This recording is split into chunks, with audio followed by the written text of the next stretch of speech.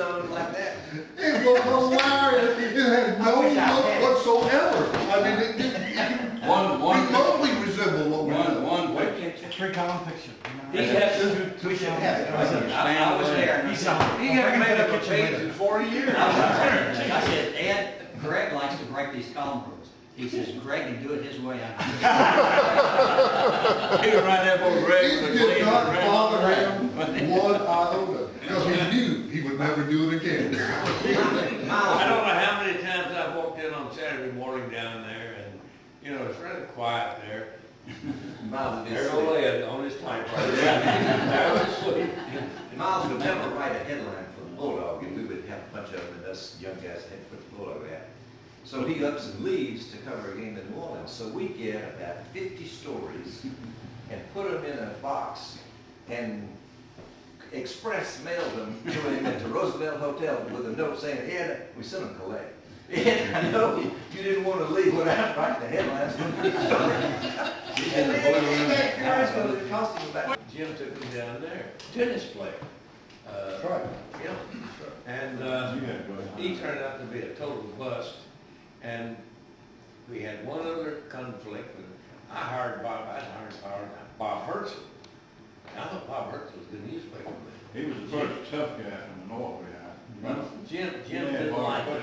He just didn't like it. And that was all there was to it. So he wasn't out. No, he didn't like it. You know, Clark went down to Florida and they fired him and he wound up in a long lawsuit. Well, yeah, that's what he was going to do. He wanted me to know something. He's screaming about it, people, friends of mine in Sarasota, about the Sarasota people.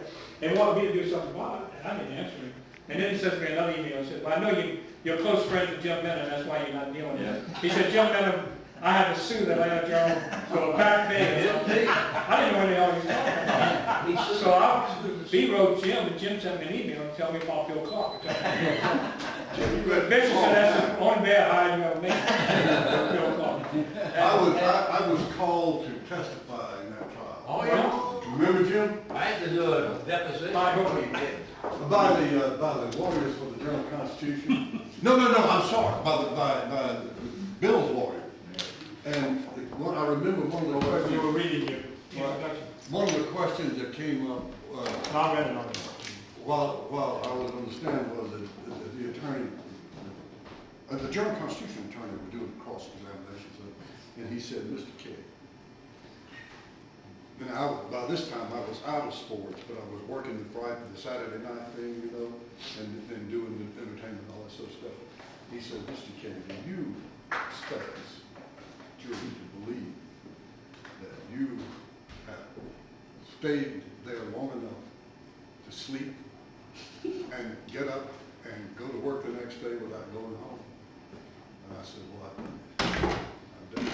And he started to say something else. Jim may not remember this, but I am clear that Jim reached up and called him on a coat and pulled him down, whispered to him a minute, and there were no more questions. None whatsoever. I was dismissed.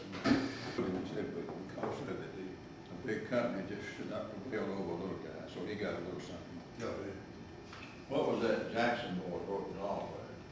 Bill Jackson. T. T. Jackson. Oh, now there was a. They asked Bill Whitney. There was a floating cloud. Said, Which one? It's true they called you Colonel Jackson and T. Jackson. Bad way. He was there, called it. that's true. You wrote a lead that says the Atlanta Crackers He was in Jacksonville. couldn't make out with Manny Rice. No, Christine Keeler on set. Couldn't get set with Christine Keeler down there, something like that. And so the wire back to him was, we can't do this, this is a family newspaper. The Atlanta Crackers couldn't make out with Manny Rice Davis.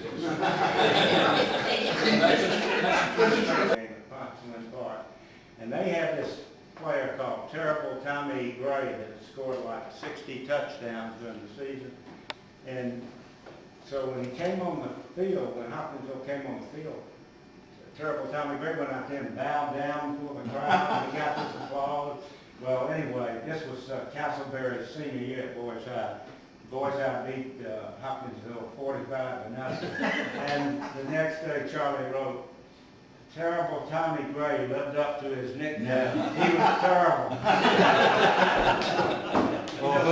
This is the best prep I've ever lived.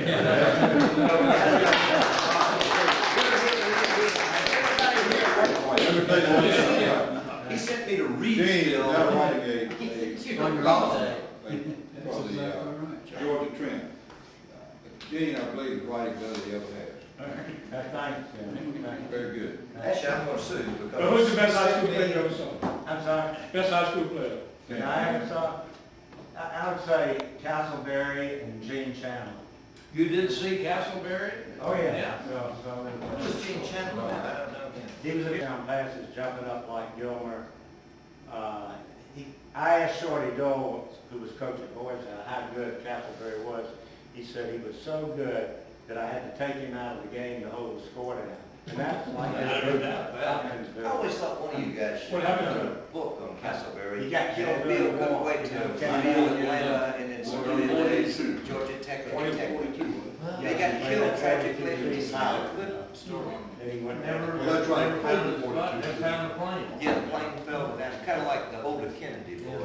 I think But that makes a difference in prices in the steroids. Mediterranean. The best high school player I ever saw was in Mississippi. Lance Alward. Maybe the greatest athlete. Really? Oh, he was a great. Lance Alward, he could have been Mickey Mantle if he played baseball. He was incredible. But then he did go on to do. But he went to Ole Miss and he got married. Johnny Boyd wouldn't let him play on the team, so he ended up in Arkansas. Yep. Because Johnny Boyd wouldn't, in those days, wouldn't take a married play on the team. And he wouldn't even look at it, he just handed it back. Rewrite it. Is that in there? Decatur loses. You know what? Yeah, you did. Every months and months you did that to me every time. Remember that chart on the wall? And when he finished the story, it was 3 pages long, and always gave it to me, and we had room for a page and a paragraph. And when his first novel came out, I called him up and said, "Kay, who cut to 500,000 Well, I also, while we're gathered here, I have to confess something that I seldom ever told anybody about. My first byline in the Atlanta Journal was written not by me,